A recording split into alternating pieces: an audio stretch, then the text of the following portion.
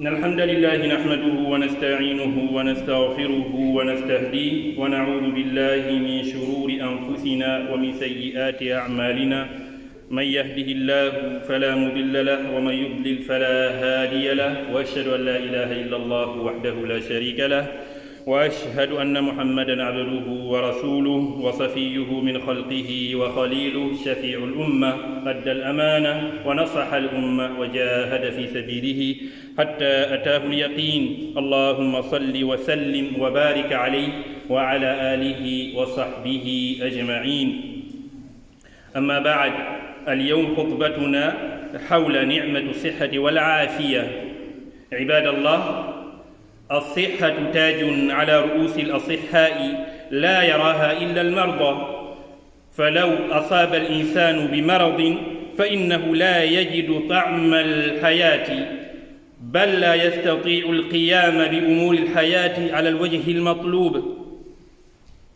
فالغنى لا ينفع صاحبه إذا سلبت منه العافية إن العافية في الأبدان والصحة في الأجسام من أعظم عطايا الله للعبد فالصحة أفضل من الغنى بلا صحة والصحة خير من جاه وسلطان بلا عافية قال النبي صلى الله عليه وسلم نعمتان مغبون فيهما كثير من الناس الصحة والفراغ رواه مسلم وقال صلى الله عليه وسلم أيضا من أصبح منكم آمنا في سربه معافا في جسده عنده قوت يومه فكأنما حيزت له الدنيا بحذافيرها رواه الترمذي كان النبي صلى الله عليه وسلم يدعو الله كل صباح ومساء 3 مرات فيقول اللهم عافني في بدني اللهم عافني في سمعي اللهم عافني في بصري لا إله إلا أنت فلنشكر الله تعالى الذي أسبغ علينا جلباب الصحة والعافية وهو القائل لئن شكرتم لأزيدنكم وقال أيضا واشكروا نعمة الله إن كنتم إياه تعبدون استعملوا ما أنعم الله به عليكم من صحة أبدانكم وعافية أجسامكم في طاعة ربكم لأن الإنسان سيسأل عن هذه النعمة يوم القيامة ربنا آتنا في الدنيا حسنة وفي الآخرة وقنا عذاب النار أقول ما تسمعون وأستغفر الله من كل ذنب فاستغفروه إنه هو الغفور الرحيم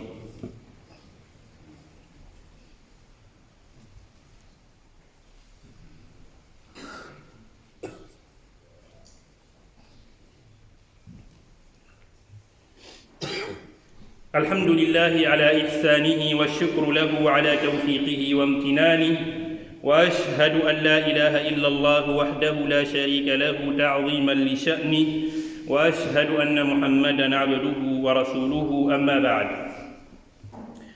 Dans ce prêche, nous parlerons d'un bienfait qui n'a pas de prix, c'est la santé.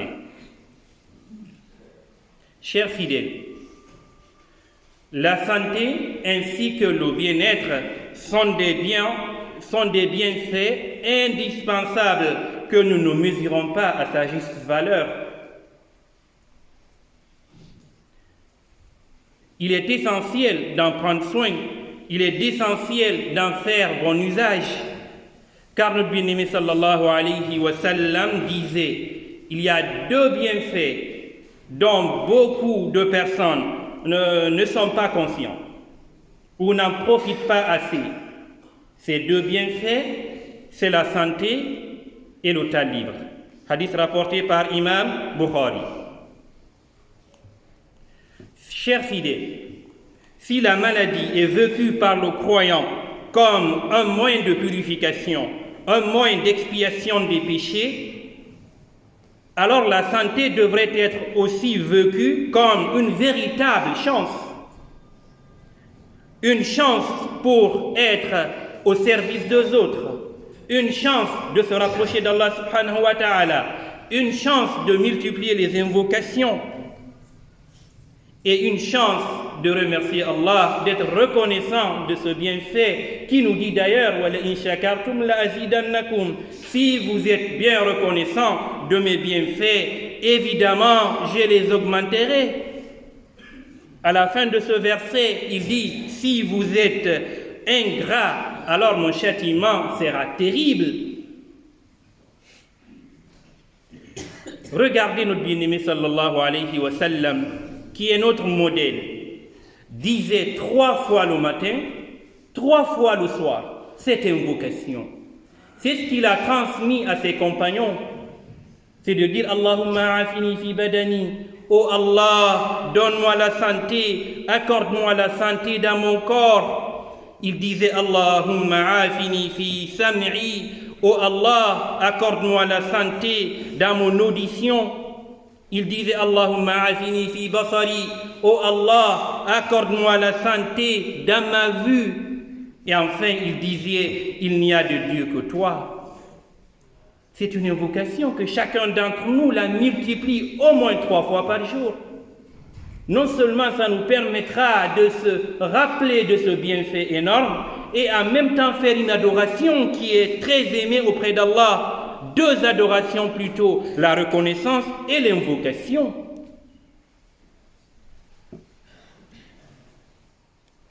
Et regardez Imam Ghazali, rahimahullah, il disait ça. Combien de bienfaits sont entre nos mains et nous ne les négligeons. Nous les négligeons chaque fois. On voit toujours l'autre, ce qu'il a. Rarement de voir ce que nous avons. Très rarement d'ailleurs. Alors, le bien-être est un luxe. La santé, c'est quelque chose d'extraordinaire, de merveilleux, mais seulement le malade en est conscient. Regardez combien de temps, combien de fois nous passons notre temps à nous plaindre. Combien de temps? Celui ou celle qui est éprouvé par une maladie, qu'ils ne disent pas « Pourquoi moi? J'ai trop souffert.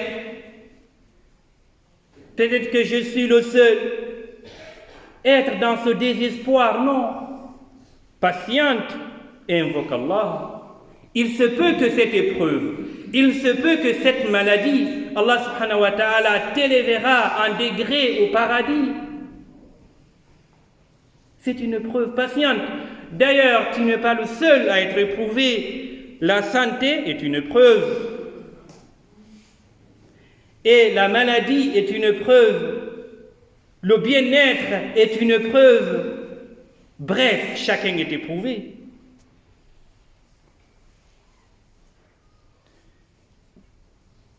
Ce que je veux dire, prenons ce temps pour profiter pleinement de ce bienfait énorme qui est la santé. Ce bienfait devrait nous rapprocher d'Allah subhanahu wa ta'ala, de le consacrer dans des choses qui sont utiles, des choses qui laisseront derrière toi une sadaqa jariya, un bienfait énorme. De nos jours, combien de personnes travaillent jour et nuit, cumulent plusieurs boulots. Ils veulent toujours gagner plus. Ils veulent être propriétaires ou ils veulent construire une maison au bled. Souvent, cette maison n'est pas habitée ou elle est habitée uniquement 2 mois dans le mois et dans l'année. Le plus souvent. Et là, ça ne nous empêche pas d'aller à fond, des heures supplémentaires, parfois au détriment de nos familles, mais ne passent pas du temps avec leurs enfants. ou passent peu de temps avec leurs enfants, ne le voient même pas grandir. Tout le temps, il est au boulot. Tout le temps, il est au travail. C'est ce qui fait qu'aucune complicité n'existe entre le père et ses enfants. Il n'y a pas de cette complicité, il n'y a pas ce dialogue, il n'y a pas cet amour. Parce que toujours absent. Je ne suis pas là pour blâmer, au contraire, c'est une prise de conscience. Alors, c'est quoi la priorité? C'est de travailler toujours plus, ou c'est de gagner toujours plus, ou c'est de construire quelque chose de merveilleux avec ta famille? Qu'est-ce qui est la priorité? Que chacun se pose cette question. Pourquoi tu ne profites pas assez de ta femme? Pourquoi pas assez de tes enfants? Pourquoi tu ne prends pas du temps pour les apprendre le Coran, de méditer le Coran, de comprendre deux versets? Voici ce qu'Allah subhanahu wa ta'ala veut dire dans ce verset. Pourquoi tu ne prends pas du temps pour les apprendre, à l'inciter à faire la prière, l'importance de la prière dans leur vie ainsi que l'au-delà? Pourquoi tu ne prends pas du temps pour les inciter? Allez, fais des bonnes études. J'attends que tu aies des meilleurs résultats à l'école. Je veux une mention à l'école, ce que j'attends de toi. Alors, bref, c'est un bienfait qu'Allah nous a donné. La famille, la santé, les enfants, c'est des bienfaits. D'autres n'ont pas eu cette chance. Et d'autres sont dans le besoin. Et ils sont prêts à tout investir. Tout ce qu'ils ont pour avoir une famille. Tout. Mais Allah subhanahu wa ta'ala fait ce qu'il veut. Yahabu liman yasha'u inathan wa yahabu liman yasha'u dhukur aw yuzawwijuhum dhukranan wa inatha. D'autres, il les donne que des garçons, d'autres que des filles. Parfois, il mélange les deux. Combien de personnes de nos jours sont stériles? Tout ce qu'ils veulent, c'est d'avoir des enfants. Alors, c'est une chance. Alors, cette chance, on préserve, on profite, on l'encadre, on l'incite, on l'oriente. Là, on profite. Alors, cette priorité que chacun de nous, c'est quoi la priorité? Je pose cette question et je repose cette question. C'est toujours gagner plus? Ou est-ce que c'est de profiter ce que j'ai avec mes enfants, ma famille, afin qu'ils soient sur le droit chemin?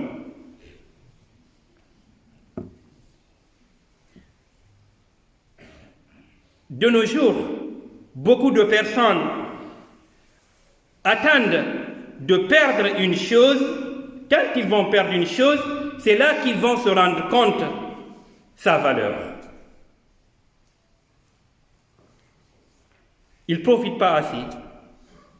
Souvent, c'est ce qu'on entend. Malheureusement, j'aurais dû faire ça lorsque j'étais en bonne santé. J'aurais dû profiter, j'aurais dû faire ça. Il y a ce regret.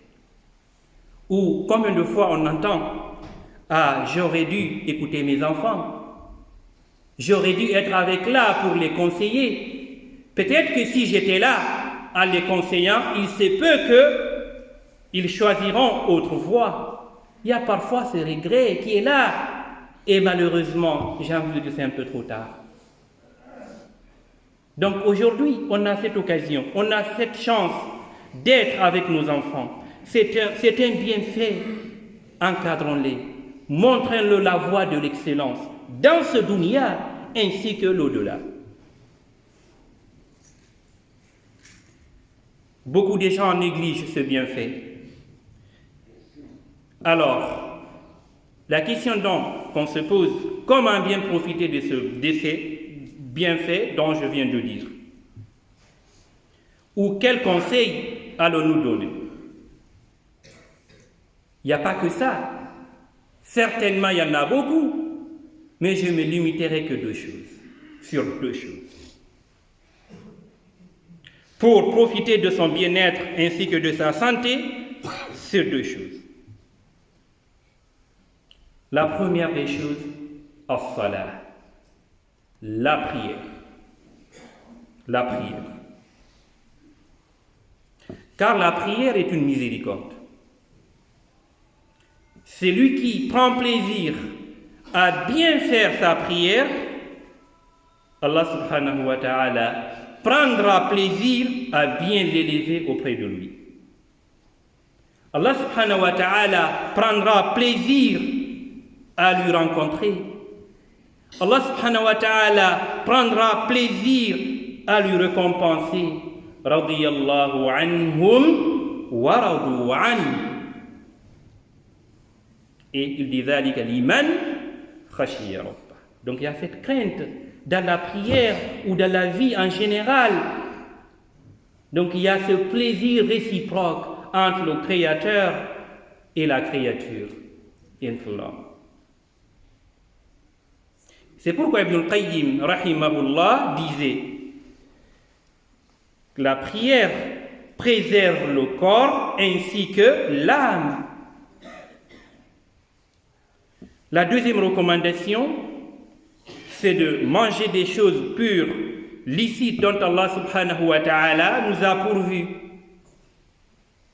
Pour maintenir sa santé, c'est conseillé de faire des activités sportives.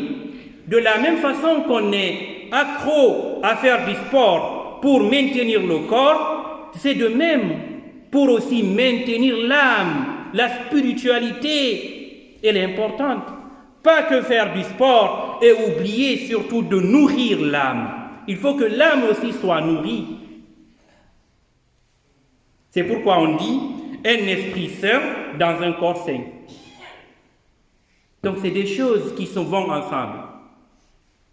Chers fidèles, pour finir, si Allah subhanahu wa ta'ala t'a accordé ce bienfait, ces deux bienfaits dont nous venons de citer, où il t'a confié une responsabilité, quelle que soit la responsabilité, sois très doux, sois très généreux avec les autres. Il y a des gens que je méprise beaucoup. C'est ceux qui sont indulgents avec eux-mêmes et cruels avec les autres. Quand il s'agit de parler des autres, il n'y a pas de limite, il n'y a pas de ligne rouge. Ils pensent que tout est permis. Et surtout avec des faibles. Et ce que j'admire beaucoup, où il y a des gens que j'aime beaucoup, c'est des gens qui sont très durs avec eux-mêmes et très doux avec les autres. Quand ils sont avec les autres, on a la douceur. Il y a la facilité, il y a la compréhension, il y a l'écoute, il y a l'entraide, il y a toujours ça. C'est ce qu'ils dégagent. Alors ça donne l'impression que tu veux tout le temps rester avec eux. Il y a toujours ce sourire, il y a toujours cet amour, et il y a toujours cette sincérité. Parce qu'ils sont très durs envers eux-mêmes, avec eux-mêmes, quand il s'agit des autres, ils sont très très doux, ils sont très miséricordieux. اللهم تقبل منا إنك أنت السميع العليم اللهم تقبل منا إنك أنت السميع العليم اللهم فرج هم المهمومين ونفس كرب المكروبين وقد الدين عن المدينين واشف مرضانا ومرضى المسلمين اللهم اشف مرضانا ومرضى المسلمين. Beaucoup de frères nous demandent de faire des doigts pour ses proches qui sont malades. Allahumma shfihim shifa'an la yughadiru saqama. Allahumma shfihim shifa'an la yughadiru saqama. Allahumma shfihim shifa'an la yughadiru saqama. Allahumma kun lana 'aunan wa nasira. Allahumma kun lana 'aunan wa nasira. Qumu ila salatikum yarhamkumullah.